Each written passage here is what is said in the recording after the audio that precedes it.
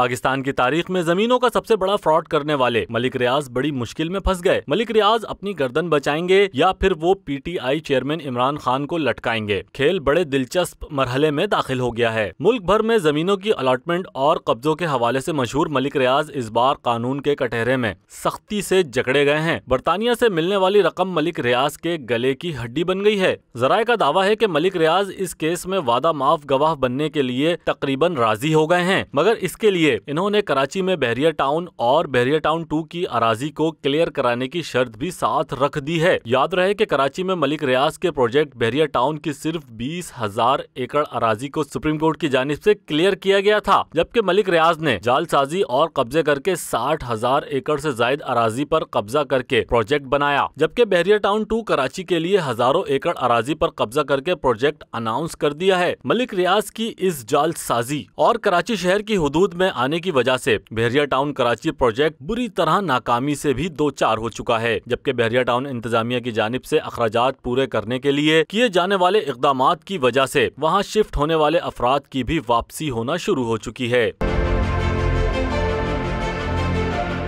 ملک ریاض کی جعل سازی پکڑے جانے کے بعد تحقیقاتی اداروں کے افسران ملک ریاض سے متعدد بار ملاقات کر چکے ہیں، جس میں برطانیہ سے رقم منتقلی اور القادر ٹرسٹ کو زمین کی الاٹمنٹ کے معاملے پر بات چیت کی گئی ہے۔ ذرائع کا دعویٰ ہے کہ ملک ریاض اس وقت اپنے زندگی کے مشکل ترین دور میں ہیں اور ان کے قریبی دوست بھی اس مشکل میں ان کی مدد کرنے کو تیار نہیں، اور یہ وہ دوست مانے جاتے ہیں جو پاکستان کی ٹاپ سیاسی قیادت اور اسٹیبلشمنٹ کے قریب سمجھے جاتے ہیں۔ ذرائع کا دعویٰ ہے کہ سابق صدر آصف علی زرداری بھی اس معاملے پر خاموش ہیں، کیونکہ ملک ریاض پر برطانیہ سے رقم منتقلی کا معاملہ ہی نہیں بلکہ بحریہ ٹاؤن 2 کی اراضی کے حوالے سے بھی کیس بڑا مضبوط ہے۔ اس کیس میں وزارت دفاع کی جانب سے بھی ملک ریاض کے پروجیکٹ کو حساس تنصیبات کے لیے خطرہ قرار دیا گیا ہے۔ ذرائع کا دعویٰ ہے کہ بحریہ ٹاؤن 2 کی اراضی ایک تو کراچی کی حدود میں نہیں آتی، ٹوٹل زمین 7 ڈیولپمنٹ اتھارٹی کی حدود میں آتی ہے، اور ملک ریاض اس پروجیکٹ کو بھی کراچی کی حدود میں ظاہر کر کے فروخت کر رہا ہے۔ بحریہ ٹاؤن اور بحریہ ٹاؤن 2 کراچی پروجیکٹ میں بھی ملک ریاض نے قومی خزانے کو مختلف فیسز اور ٹیکسز کی مد میں 40 ارب سے زائد کا نقصان پہنچایا ہے۔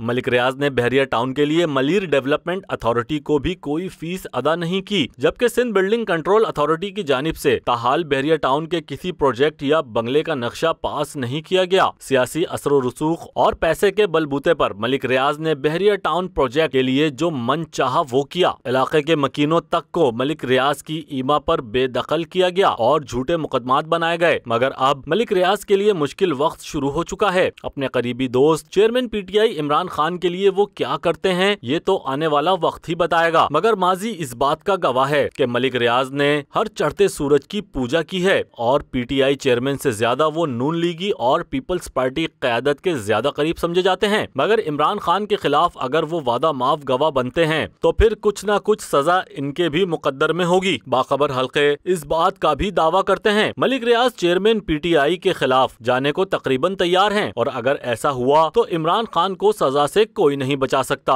راشد صدیق، پرائم نیوز، کراچی۔